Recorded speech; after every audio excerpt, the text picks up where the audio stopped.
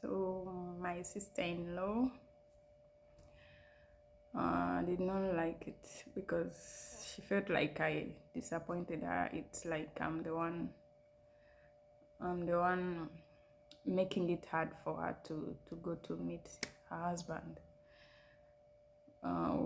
She got angry, and several other people who are living with, they all got angry with me because I rejected the case.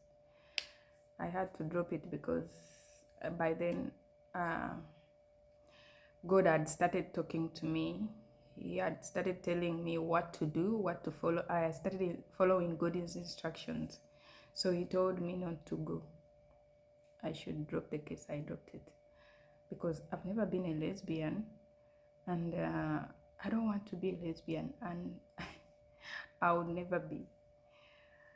It was like I just had to form a story, but I didn't figure out where will it end. I'm not a lesbian and I don't want. But they could not understand, but I had to explain, but they could not get it. I don't know how many people have disappointed with my faith, but that's how it has to be, because I'm not the only one who believes in God. Maybe I was around the wrong people. Maybe it wasn't the right time for me to to talk to them about my faith. I don't know. But many people have got disappointed because my values don't align with other people. Maybe I go around with the people I associate with. They tend to see it as like they get disappointed. That's what I can say. Because if you you you have your opinion about something and someone else has a different opinion and you don't agree with it, there is no any way I can force you to agree it. Maybe I see mine is the good one I have to follow, and yours is good, but we cannot continue staying together because we have different opinions. So I had to stay behind, and she went. I told her, God have told me I'm not going. So I stayed, and they went to Nairobi until they were taken to America with other people. Then I stayed there. I think she stayed for like maybe 1 year. And then I stayed more 4 to 5 years, I think 5, 6 years.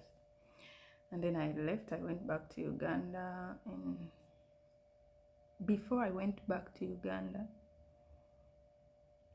there was a problem. My brother left me with a land document. I was the one to keep it, but during those times when I was dating different men, there is one guy who refused to give me my stuff. He locked the house. I could not get anything from the house. And with me, I always want to keep peace. If I see,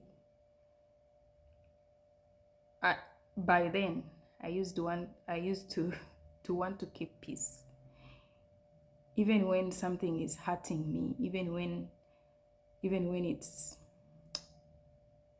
going to pain me, I could just keep peace. I say, let me leave it. So I didn't remember that there was this document. So when he refused me to take my stuff from his house, I left him. I left everything. I just went with my phone in the hand and the clothes I was wearing and the shoes, only one pair. So I think he's the one who sold the land. If he joined with other people, I don't know.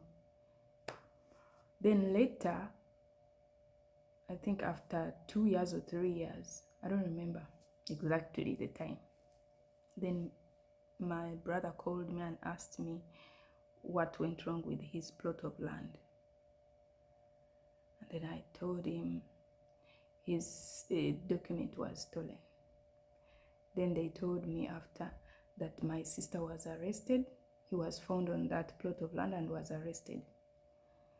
And then they had a case with the authorities. But I was the one concerned because I told him to go to LOC chairman, the local council chairman, to ask who went back to sell the land, because I was told the land was sold to someone else. And me, the one who was keeping the document, I never sold the land. So my sister said they arrested her because of me. They thought they were arresting me because we look alike. But I told my sister, I don't know what to say. I was not there. I don't know exactly who sold the land. Even I don't know the people who own the land. I don't know really. But she could not get it. And then my brother said they went to that local council chairman, and the person said, I'm the one who went back to sell the land. But by then I was in Kenya. And even when I was going in Kenya, I didn't have money. It is my brother who is in America who told me to escort the wife. He's the one who gave us money for transport and everything. We didn't have enough money to go to use in Kenya. I didn't know what to say. I told them I'm not the one. But they could not believe it. I don't know really how they handled that because I was not there. Maybe they told me, but I don't remember now. But it was another problem on top of me changing my religion. So I decided not to go back because I didn't want to be arrested on something I didn't even do. So I stayed in Kenya but the life in Kenya, I was in the camp, Kakuma refugee camp. It was really, I don't know, it was tough. When we reached in Kenya, we were given, there was a plot, a place where they were using as a reception, but people were sleeping outside. On top, they had put on the roof, but in the sides, there was nothing, only poles. So literally, you just sleep outside. I think we were spending people were spending at reception 1 month. And then later, after 1 month, when they have registered everything, your names, where you come from, what, and then they offer you a small tent. So you could sleep in the tent for 1 month because the temperatures are always high. That place has above 40 degrees every day. So when you sleep in that tent, it is only one month or two, then it is spoiled by the sun. So you cannot sleep in the tent forever. So you have to make bricks, and then you build a house of bricks, but the bricks are not strong because they are just from soil and water. They are not concrete. So we could not make bricks, but someone else, we could get someone. We give them money, they do for us. So people made bricks for us. Because of the sun, they could get dry quickly. And then some people started helping us to build a house. And then when you finish building, there was an organization where you go and register for iron sheets and these trees that make like timbers, but they don't give timbers, they give trees, and then nails, and then you look for someone to make a roof for you, and like that, something temporary, something that cannot take long. And the food we were eating beans and sorghum. I'd never eaten sorghum in my life. Sorghum and maize, we used to mix maize, these corns, the seeds. You mix maize and beans. That's what you eat. If you want to change, there were some machines where you have to go and grind maize and then you make it like posho. And what else? That's what we used to eat every day.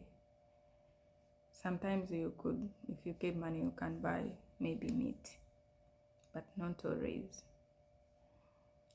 And there were no vegetables, no fruits. Life was hard.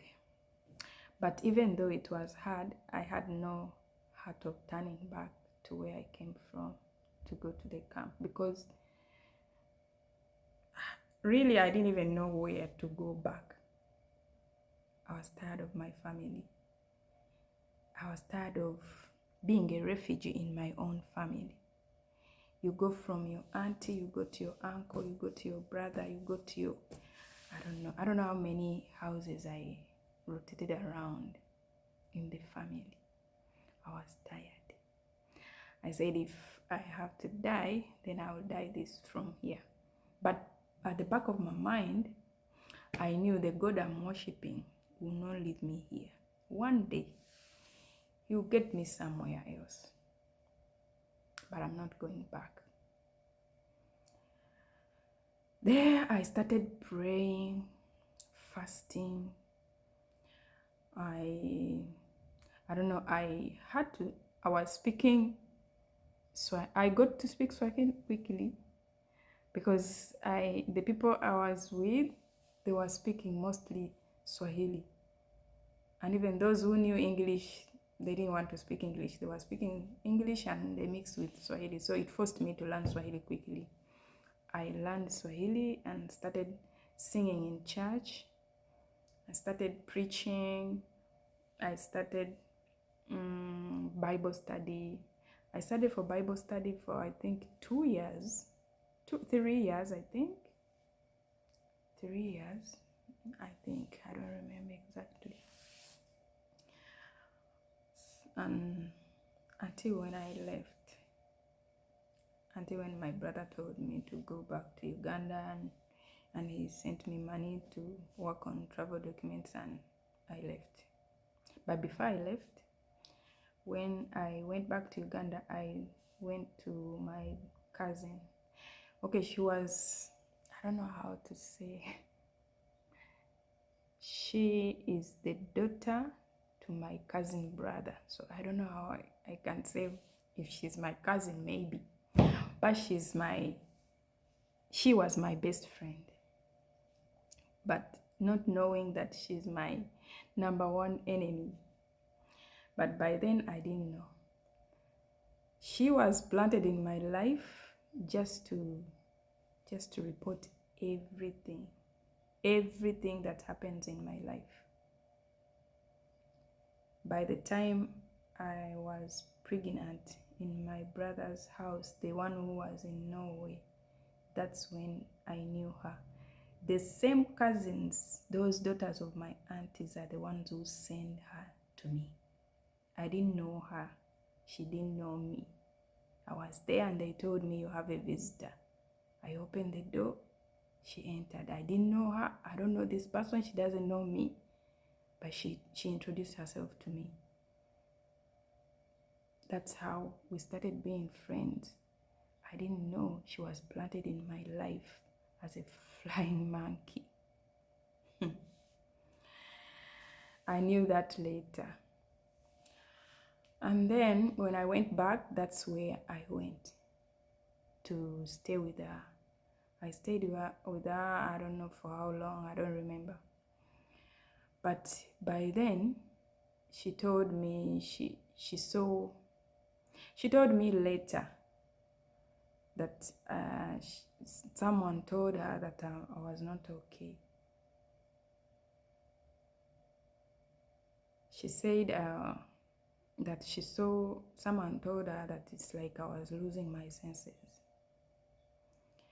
But when they told her, for her, she said no, it's because she was a Muslim, and when you change to Christian, and when you know the Bible, the Quran in your head, and then you become crazy. So they wanted to paint a picture of showing that I'm crazy because I changed from Islam to Christianity. But when she told me I was now already fine, I just blushed it out, because I was like, am I the only one who have just changed from Islam to Christianity? Is it that everyone who changes from Islam to Christianity, they go mad? But I didn't tell her, I just kept quiet. And by then I didn't know that she was my enemy. Then I left and came to Netherlands. But I fell sick and I was taken to hospital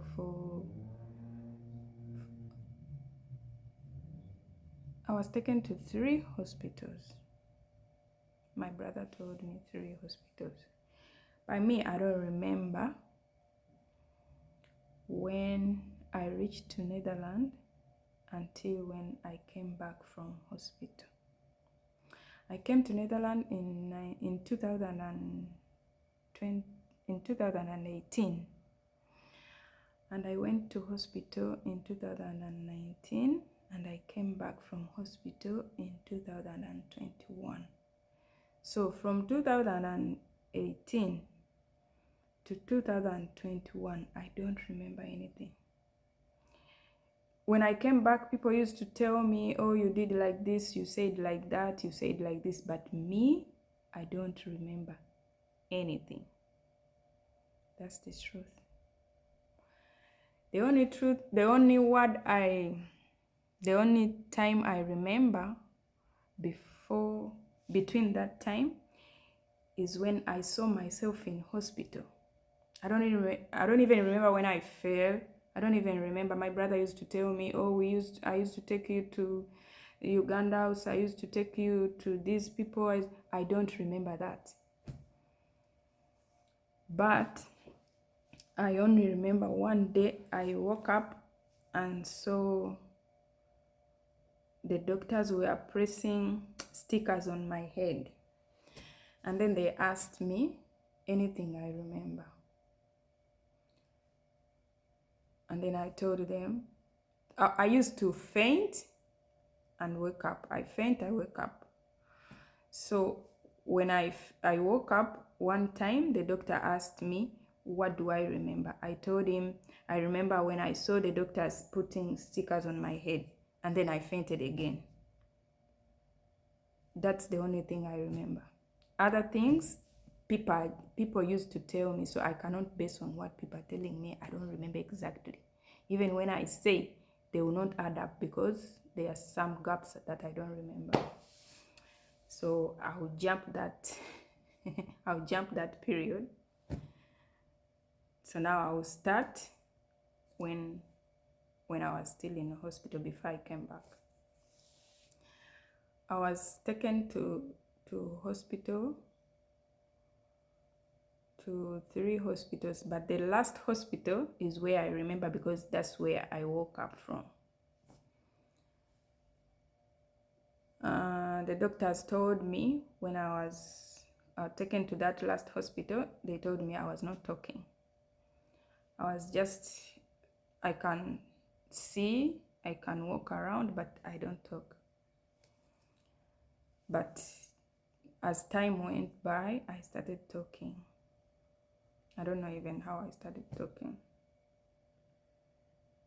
But when I woke up, when I started realizing that I'm in hospital, by then I was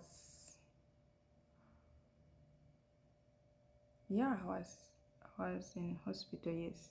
When I realized that I was in hospital, I was put in another department. There were different departments. So the doctor told me, when I started talking, they put me in a different department, like where they see that now someone is improving. I think during COVID, yes. Then I stayed for more months. I don't remember exactly, but they told me I was in coma for some months. Then they started teaching me to speak Netherlands. They started to teach me the language. Then I learned that language. And then I come back to, there was another place in the same hospital, but it was big. I could go somewhere. I learned the language. I come back where we sleep. And then they could take me to a different hospital from that one, where they could do a therapy, like to shock my mind, my brains. I don't know really. I'm not a doctor. For this, I don't know. But that's how I was told. Because I used to ask them, why do I come here? Then the doctor explained to me, we need to shock your brains. So I was taken to that hospital. That therapy, it is called electroconversion therapy. That's what made me forget. There are some things that I forget. Even in my life back, there are things that I've not said because I forgot them. I don't want to give half-baked information. Even you will not understand. It will not add. So those ones I forgot, I've left them. So that therapy made me forget many things. Then later, I started realizing that there are things I don't remember. I started realizing that there is a gap that I don't even know nothing about it. Then I told the doctor that I'm forgetting. I don't know what is the problem. The doctor told me it's that therapy that is making you forget. But with time, you will be fine. I asked her if I'll remember that information later. He said, no, that is gone. You will not remember it. So I was taken back to the camp in 2021. So when I was taken back to the camp, I was told that I came back in September, but I don't remember the month. Then that day when I came, I was in that camp before I was taken to hospital. But when I came back, I was not remembering the camp. I was only remembering that I was in the camp in Amsterdam, but I didn't know where. Even I was scared of people. Like anyone who has been, like you see mad people. Mad people don't, they fear other people. So that's the way I was. I was afraid. I was scared. I could not move around alone. Even when I was leaving the hospital, the doctor asked me if I would be able to go back to the public. I told him, I am afraid. I don't know, maybe I can get lost. Then he asked me, what about people? Say, that's what I fear. I think I can get lost. But inside me, I was afraid of people. I don't know for what. Then when I came back, the first day, when I reached the front door, I saw like 4 doors, but the entrance has only 2 doors. I don't know, I saw 2 here and 2 here, I don't know. Then I told the taxi driver who brought me I asked him, where should I go? I think he remembered that he got me from a psychiatric hospital. He took my hand and opened the door, and he took me inside, and even my bag, and he opened the door and he took me to the reception and told me, go there. Then I went to the reception. I told them, I gave them my ID, and they told me to. I didn't have ID. My ID got lost when I was still in hospital. I don't know how it got lost. Then I told them my names. They checked in the computer and they told me, yes, we are expecting you. Let's take you to your room. They took me to my room, and then I went to the room, but I was supposed to be there for, I remember, 2 weeks. Then I was supposed to go somewhere else. But then those 2 weeks, that very day when I came, there is someone who saw me, and that me, I didn't know. I was just walking to go to my room, where they told me to go to my room. And the way they bring people, if you are new, you just go, you don't know anyone. So I walked and entered the room. That very day I came, I didn't get out. I came with the food to eat, so I didn't go out. I stayed inside. But this guy who saw me, he said he was seated on the window. In their house, he was seated on the window. So in the morning, he woke up and sat on that window again to see me getting out. I didn't get out. Then the next morning, I had to go and look for something to eat. So I went to reception because I'd forgotten even where there are supermarkets. Then I went to reception. I asked them if they can direct me where there is a supermarket. Then they told me how to find a supermarket. Then this guy came following me. I think he heard when I was asking. Then when I went out, he followed me and told me that he knows where there is a supermarket. Remember, this person you're talking to is coming from a psychiatric hospital. Then we went. He took me to the supermarket. He told me he's also going there. Then we went to the supermarket. I bought everything I wanted to buy, but he didn't buy anything. And we came back together. And then I went back to my room.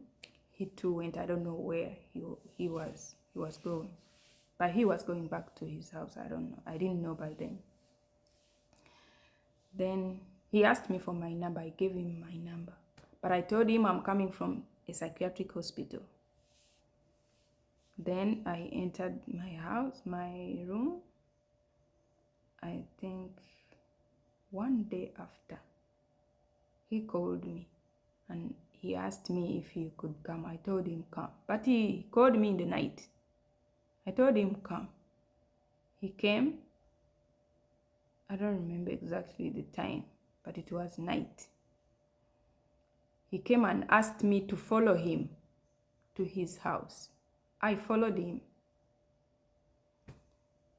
I knew later, but by then I didn't know what was going on. Then those 2 weeks I stayed in his house. I didn't get out. I didn't do nothing, only eating and sleeping. It's like I had got married in the camp. Then I had to leave and go back to, somewhere else. But I didn't know even where I was going. But I told him I had to go. I didn't know where to get the train. I didn't know anywhere. And I could not, my mind could not focus. I could go on and off. Then he took me to the train. I went where I was going. I came back after, I think after 1 month or 2. I don't remember exactly, but it wasn't so long. When I came back,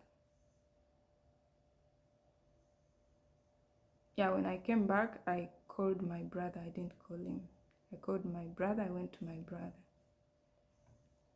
Then after some time, there is a lady who was taking care of my health.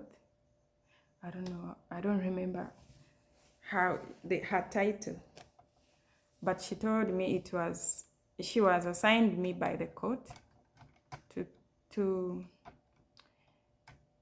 take care of my health, like to see if I need medicine or if I'm okay, anything like that. I don't remember her title. And then she called me asking me where I was. I told her, and she told me to come to the camp. Then I came back to the camp. When I came back, I was told they wanted to take me back to therapy, I think. But the lawyer said no, I shouldn't go back, so I stayed. Then they gave me another room in the camp. So I called this guy. I told him I'm back. Then, yeah, I told him that I'm back, but he was still in the camp. Then we started dating. But this guy became a problem. This guy became a problem like the last guy I dated in my country. The difference is that the other one could not talk,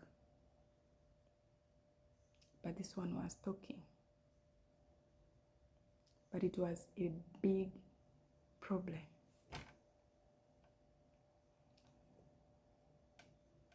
When I saw his character, I said I cannot be with him. He was drinking, heavily drinking. He could drink and fall down.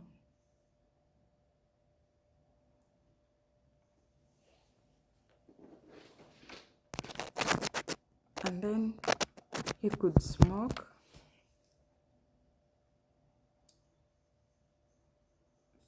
Many things he was doing. I said I cannot be with him. And then I saw he has different women. I said no, I cannot be with you. And before when I was still in hospital, I was praying, but maybe when I woke up from coma, I could not regain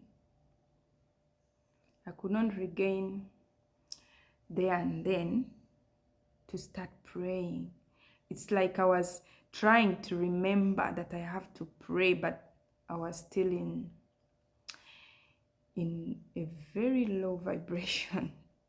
I could not pray properly. It's like I was just talking but not praying. It was not coming from the heart.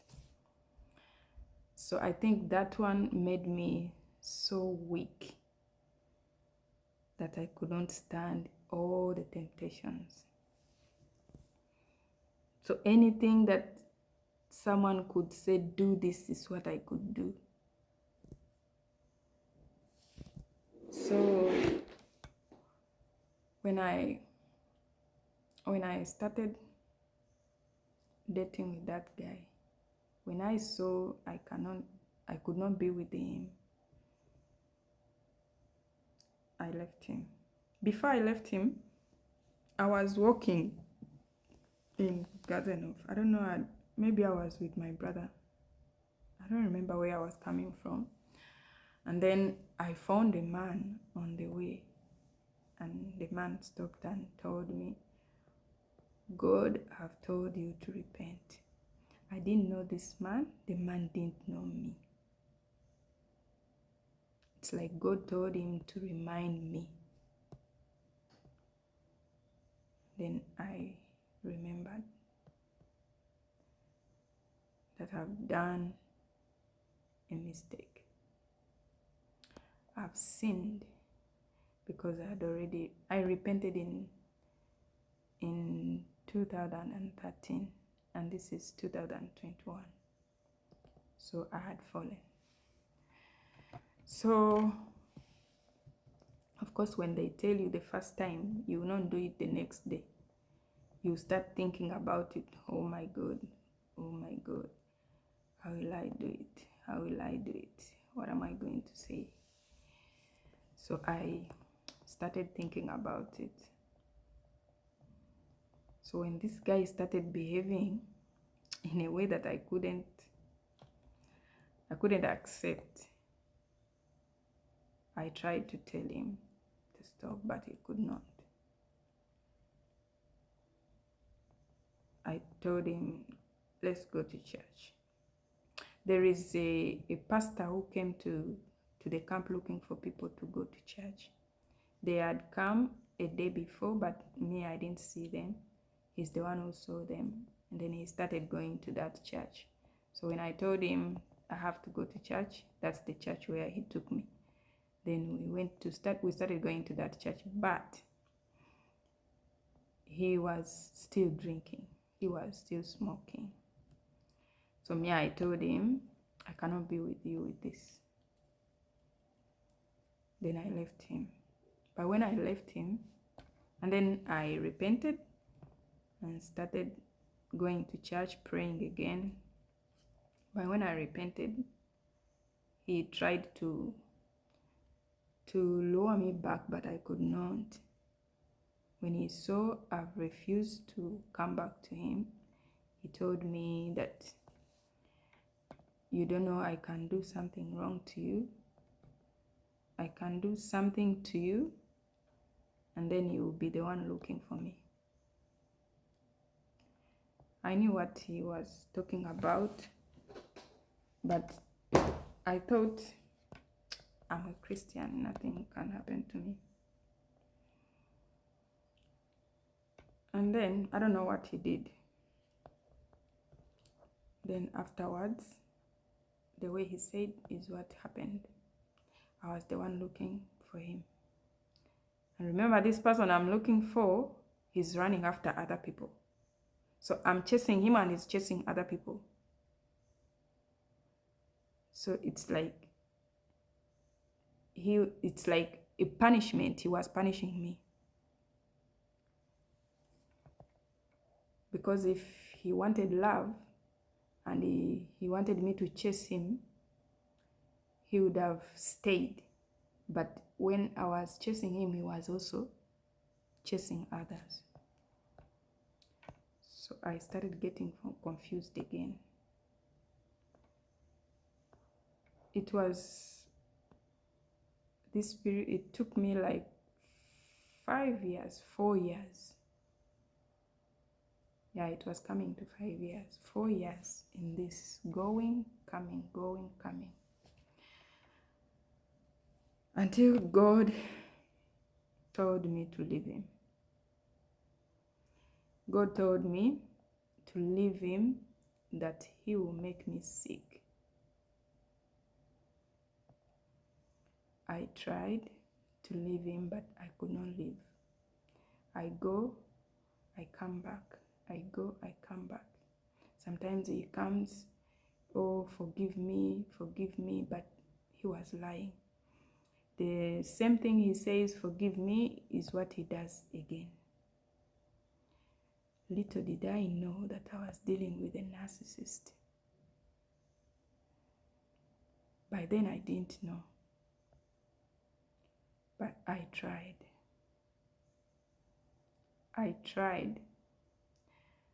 And then by then there was a psychologist I used to visit every week. Yeah, every week.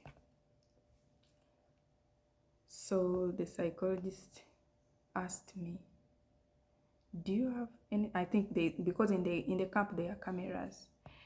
I think they saw him disturbing me. The psychologist asked me, do you have anyone who disturbs you? I said no. Because I thought I'm in love. I don't know if I was in love or I was not. But since he said he would do something to me when I'll be the one chasing him, then I was not in love. Me, I thought it was love, but it wasn't.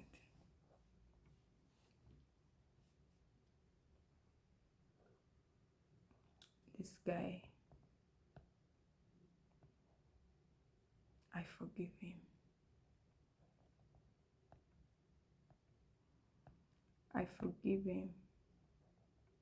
And he was not working alone. He was working with other people, even with that cousin of mine. There is one day I gave him money to go and send it to that cousin of mine to give it to my son, because my son had no phone by then. I think that's when he got the number for my cousin. That's when my cousin got his number. When I came back from hospital, I started talking to my cousin again. And when I was leaving Uganda, God told me to stop talking to her. But when I came back from hospital, I started talking to her again. I don't know how. God told me to stop talking to the ex I left in Uganda. When I came back from hospital, I started talking to him again. I don't know how. Maybe I unblocked them and started talking to them. So I got confused again. Then the psychologist asked me what is going on, because she was monitoring my life. I think now she saw that I'm declining again. So she asked me, what is it? Then I told her, but she didn't give me any solution for that. You know, psychologists, they listen. They just listen. Most of them, they can give you 2-3 solutions, but they just listen.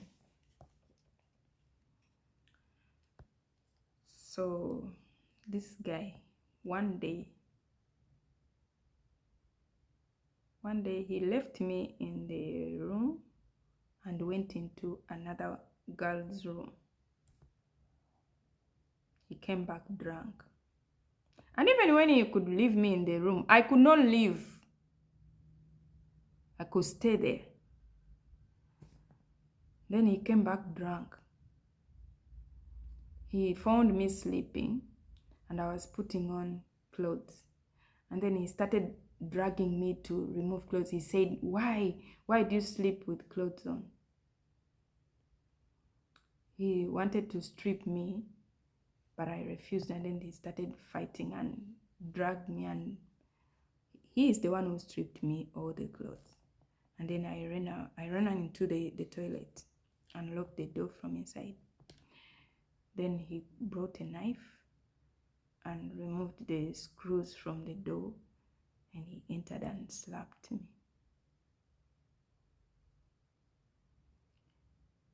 By then,